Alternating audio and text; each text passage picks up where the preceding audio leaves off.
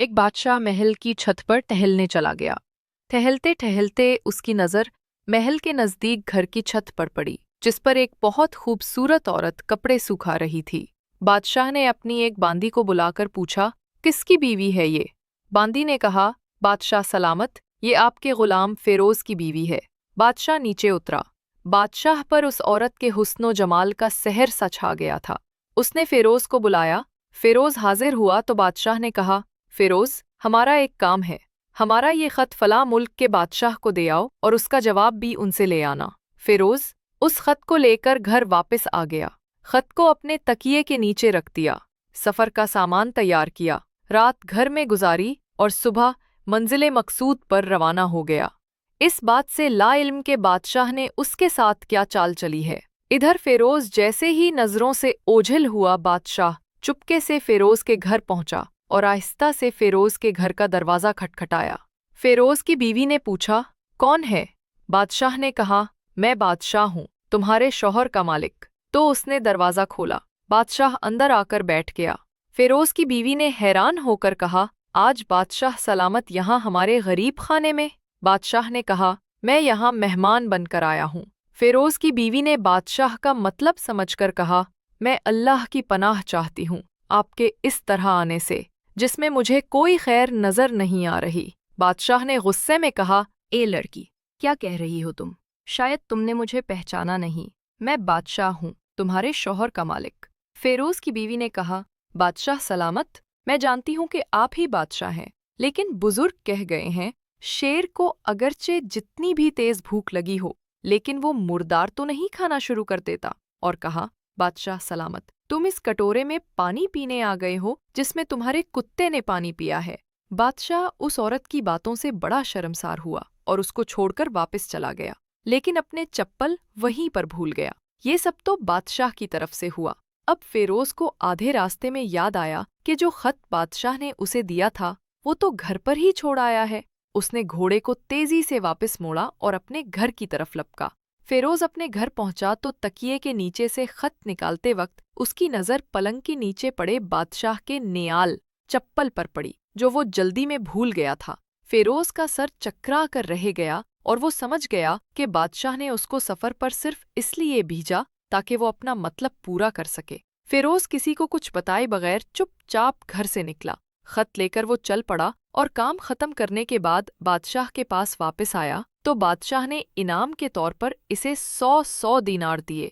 फेरोज दीनार लेकर बाजार गया और औरतों के इस्तेमाल के कीमती कपड़े और कुछ तहाइफ भी खरीद दिए। घर पहुंचकर बीवी को सलाम किया और कहा, चलो तुम्हारे मैके चलते हैं। बीवी ने पूछा, ये क्या है?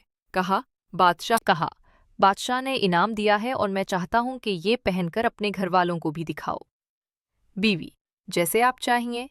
बीवी तैयार हुई और अपने वालदैन के घर अपने शौहर के साथ रवाना हुई। दामाद और बेटी और उनके लाए गए तहाइफ को देखकर वो लोग बहुत खुश हुए। फेरोज बीवी को छोड़कर वापस आ गया और 1 महीना गुजरने के बावजूद ना बीवी का पूछा और ना उसको वापस बुलाया।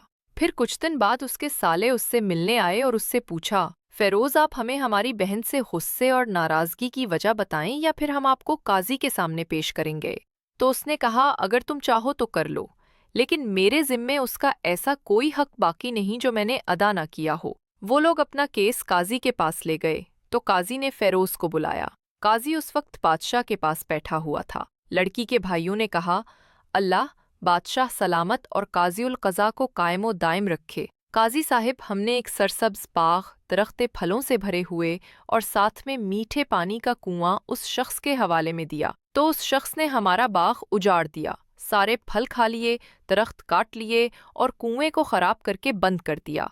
काजी फेरोज की तरफ मुतवज्जे होकर पूछा, हाँ तो लड़के, तुम क्या कहते हो इस बारे में? फेरोज ने कहा, काजी साहब, जो बाग मुझे दिया गया था वो इससे बेहतर हालत मैंने उन्हें वापस किया है। काजी ने पूछा, क्या उसने बाग तुम्हारे हवाले वैसी ही हालत वापस किया है जैसे पहले था? उन्होंने कहा, हाँ वैसे ही हालत में वापस किया है, लेकिन हम उससे बाग वापस करने की वजह पूछना चाहते हैं। काजी, हाँ फेरोज, तुम क्या कहना चाहते हो इस बारे? फेरोज ने कहा, काजी साहब, मैं बाग किसी बुग़्ज़ या नफ़रत की वजह से नहीं छोड़ा, बल्कि इसलिए छोड़ा کہ ایک دن میں باغ میں آیا تو اس میں نے شیر کے پنجوں کے نشان دیکھے تو مجھے خوف ہوا کہ شیر مجھے کھا جائے گا، اس لیے شیر کے اکرام کی وجہ سے میں نے باغ میں جانا بند کر دیا۔ بادشاہ جو ٹیک لگائے یہ سب کچھ سن رہا تھا اور اٹھ کر بیٹھ گیا اور کہا، فیروز اپنے باغ کی طرف امن اور مطمئن ہو کر جا، واللہ اس میں کوئی شک نہیں کہ شیر تمہارے باغ آیا تھا، لیکن وہ وہاں پر نہ تو کوئی اثر چھوڑ سکا، نہ کوئی پتا توڑ سکا اور نہ ہی کوئی پھل کھا سکا۔